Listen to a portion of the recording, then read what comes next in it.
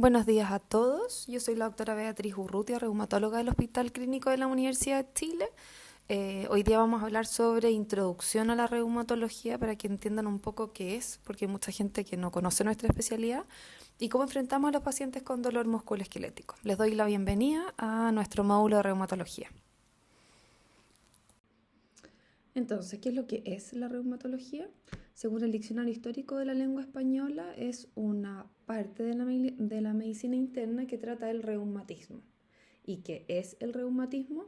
Es un conjunto de síntomas que afectan al aparato locomotor, como la inflamación, el dolor, la rigidez, músculos, tendones o ligamentos y que se manifiestan en algunas enfermedades. Entonces la reumatología es una subespecialidad de la medicina interna que se ocupa de las enfermedades del sistema musculoesquelético y que puede ser producido por diversa cantidad de causas.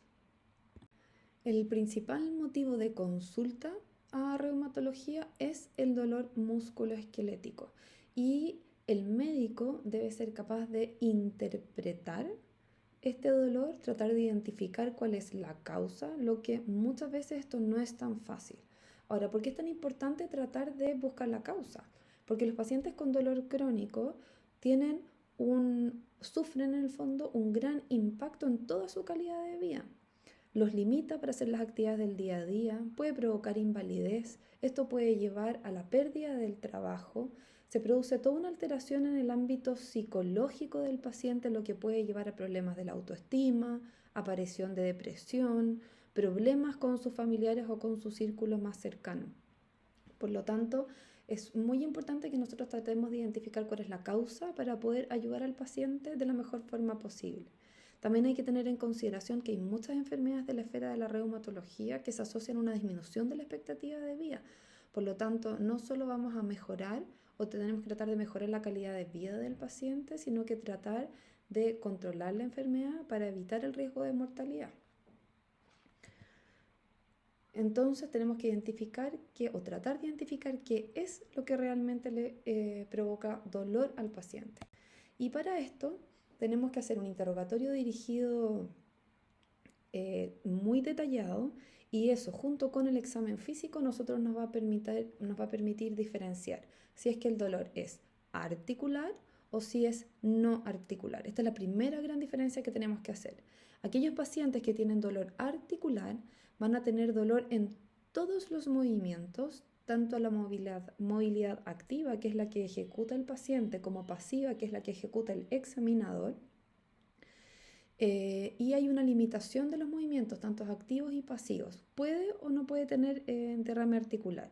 En cambio, el dolor no articular solamente duele en uno o en alguno de los movimientos que se realizan, solamente tiene dolor en la movilidad activa.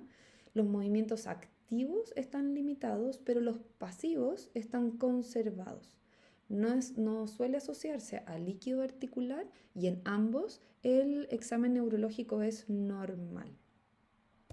Ahora, entrando al dolor no articular, nos tenemos que preguntar, ¿ese dolor no articular es producto de alteraciones de las estructuras que rodean la articulación o puede ser un dolor referido, que es aquel en que los síntomas se sienten a distancia del lugar donde se originó anatómicamente el dolor? Podemos tener, por ejemplo, dolores axiales que se irradian. Por ejemplo, el dolor de la cadera, ¿cierto? La coxalgia, que puede doler a nivel de la rodilla, que es lo que se llama o se dice coloquialmente como que la cadera llora por la rodilla. Pero también podemos tener dolores viscerales que se pueden confundir con dolores musculoesqueléticos. Por ejemplo, el miocardio puede provocar dolor en el hombro izquierdo.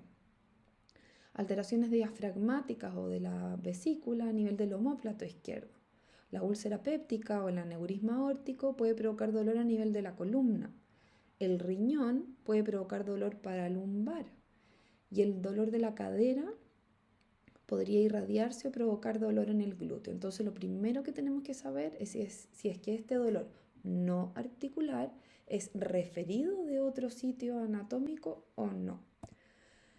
Si es que no es referido, nos encontramos frente a un dolor de partes blandas, que puede clasificarse en difuso o en localizado. Y el difuso, a su vez, puede ser regional o puede ser generalizado. El dolor generalizado es un dolor que afecta distintas partes del cuerpo de forma difusa y es bien impreciso, no tiene un foco claro. Por ejemplo, los pacientes suelen referirse como que les duele todo, no son capaces de identificar un lugar en particular. En cambio, el dolor regional es aquel que afecta solo a un área. Por ejemplo, dolor en el hombro, dolor en la rodilla. ¿Y por qué es importante? Porque esto nos va a orientar a la aparición de ciertas patologías. Por ejemplo, los pacientes con dolor de partes blandas, difuso, generalizado, pueden estar en el contexto de una fibromialgia o de una polimialgia reumática. Y respecto al dolor localizado, son las estructuras periarticulares las que suelen afectarse. Tendones, ligamentos, músculos, cápsulas, bursa, etc. Eso lo podemos ir identificando con el examen físico, obviamente apoyado por el interrogatorio, y lo van a ver en clases posteriores. Ahora, el dolor articular. El dolor articular, una vez que identificamos que el paciente tiene dolor articular, nosotros tenemos que hacer una diferencia. ¿Este dolor articular es inflamatorio o es no inflamatorio? Y para esto nos va a servir preguntarle al paciente ciertas cosas. Primero, la rigidez matinal. Cuando el paciente se despierta, ¿puede mover sus articulaciones sin problemas o está rígido, duro, así como un robot? Cuando esa rigidez dura más de 30 minutos, nosotros hablamos que lo más probable es que este origen del dolor sea inflamatorio. Cuando es menor de 30 minutos, hablamos de dolor no inflamatorio. ¿Qué otras características tiene el dolor inflamatorio? Que empeora con el reposo, pero mejora con el movimiento, a diferencia del dolor no inflamatorio, en que esto es inverso.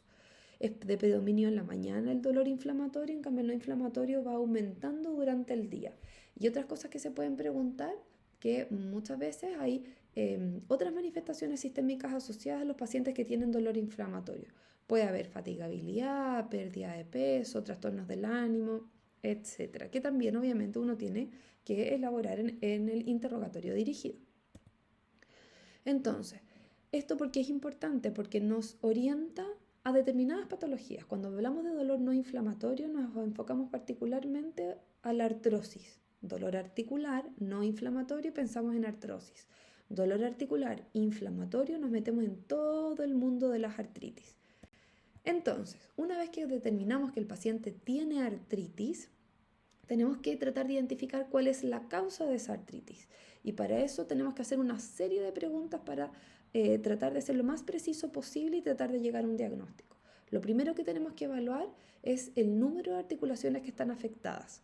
Hablamos de monoartritis cuando hay una articulación, oligoartritis cuando son entre 2 y 4 articulaciones y poliartritis cuando son más de 4 articulaciones. Nuevamente, ¿por qué? Porque cada una de estas manifestaciones a nosotros nos van a orientar sobre ciertas patologías. Por ejemplo, pacientes con monoartritis, uno siempre debe pensar en artritis séptica. La gota también es una causa de monoartritis. Causas de oligoartritis está dentro de las esferas de las espondiloartropatías. Hay algunas artritis sépticas que se pueden manifestar por oligoartritis también o artritis por cristales. Poliartritis, lo clásico, la artritis reumatoide, el lupus, pero también hay algunas artritis virales que pueden manifestarse por poliartritis. Esto para poner algún ejemplo. Entonces, una vez que identificamos que el paciente tiene artritis, tenemos que determinar cuál es el número de articulaciones inflamadas, mono, oligo o poliartritis.